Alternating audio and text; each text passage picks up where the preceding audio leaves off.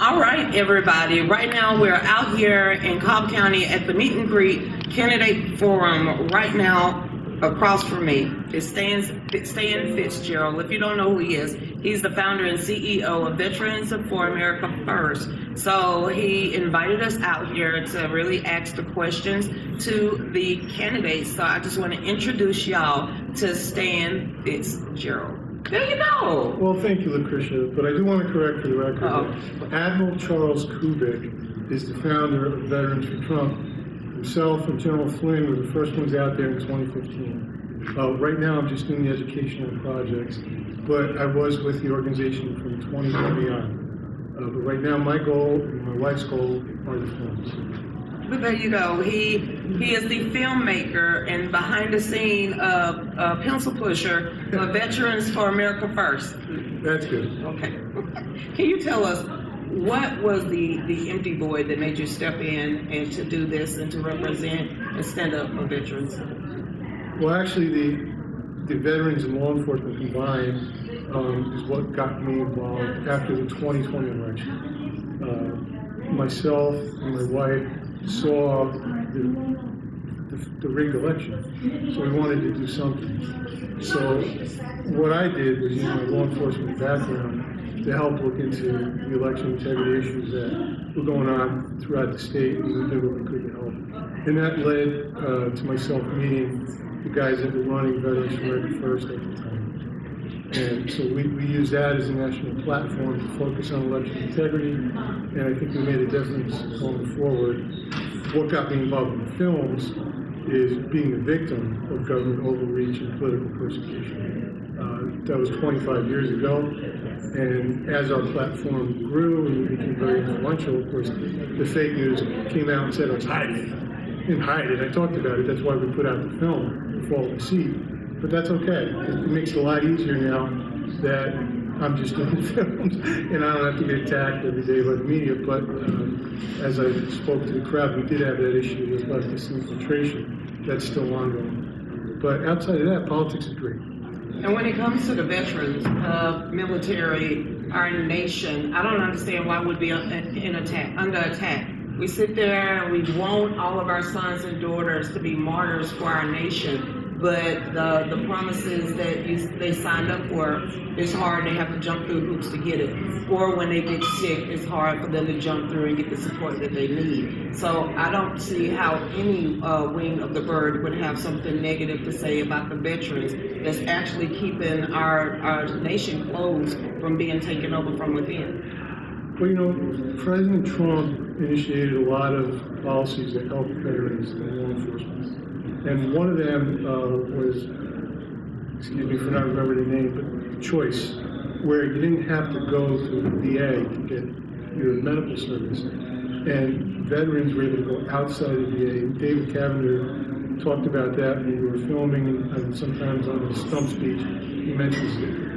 Trump's policies are pro-military, they're pro-America, and they're good for veterans, they're good for law enforcement. You don't get that from Biden and Harris. Well, you know, I can honestly say that I'm just 50 years old. The last time I would say a Democrat president had my fathers or my sons or my sisters, any of my family members back. The only person I can really think of was Clinton, but I was a young girl at that time, but he swore he supported the military. He swore he supported the veterans, but a lot of that is hindsight 2020, especially dealing with the VA myself.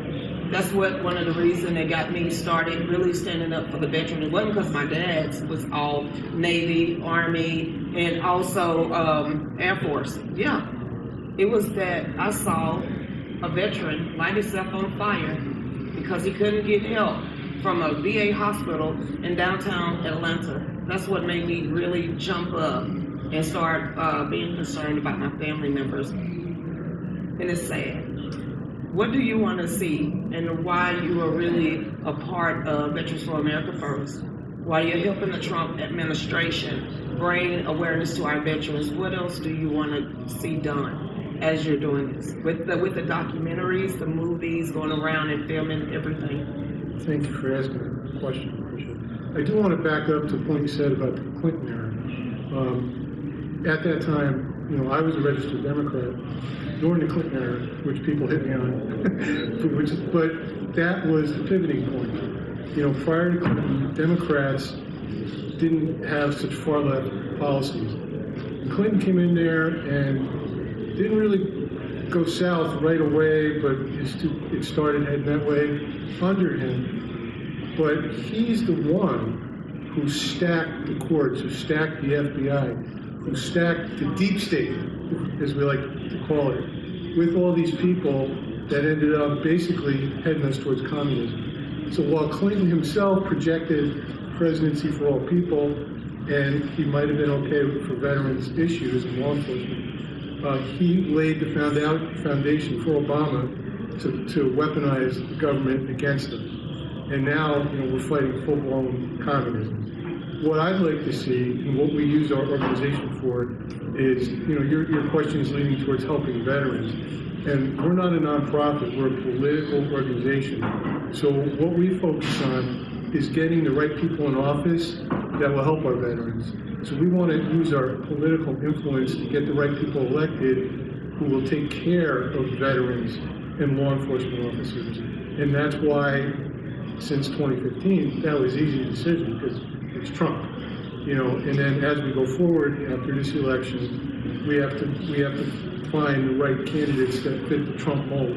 And we like to do that not just at the presidency, but down to county level candidates, like, you know, people you interviewed with. But right now we do know, and I don't want to be so cliche about it, but this is the last election we're going to have.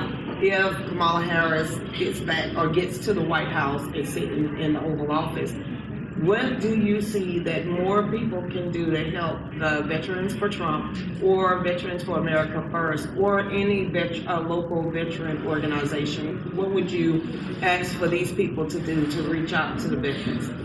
One of the things that's very helpful that we've been doing with our teams is if veterans and law enforcement could just make short videos right now about their support of President Trump and who they are, and ask people to sign up for Trump's Army, Trump Force 47. You just Google it. That's very helpful to the presidential campaign. Those videos moving around social media, and about a week ago, the president, we shared a lot of those.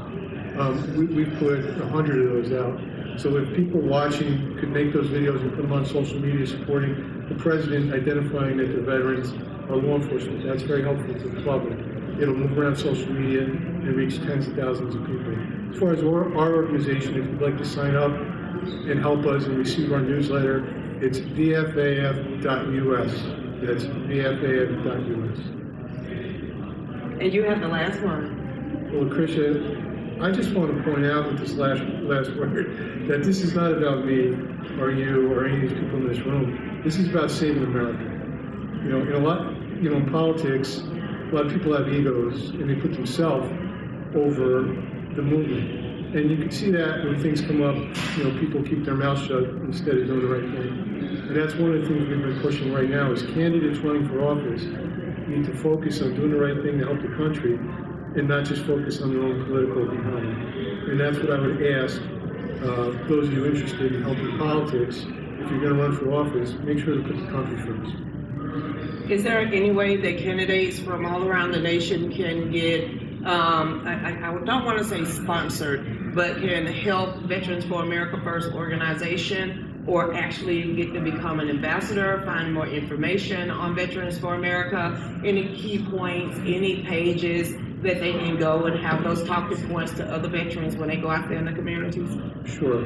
On our website, you could sign up if you're talking about candidates, right? Yes. Okay. So you could go on our website and contact us through the website and ask for an endorsement, which we will put national press out for, and it's a very influential endorsement. The left-wing media actually covered that about 2 years ago.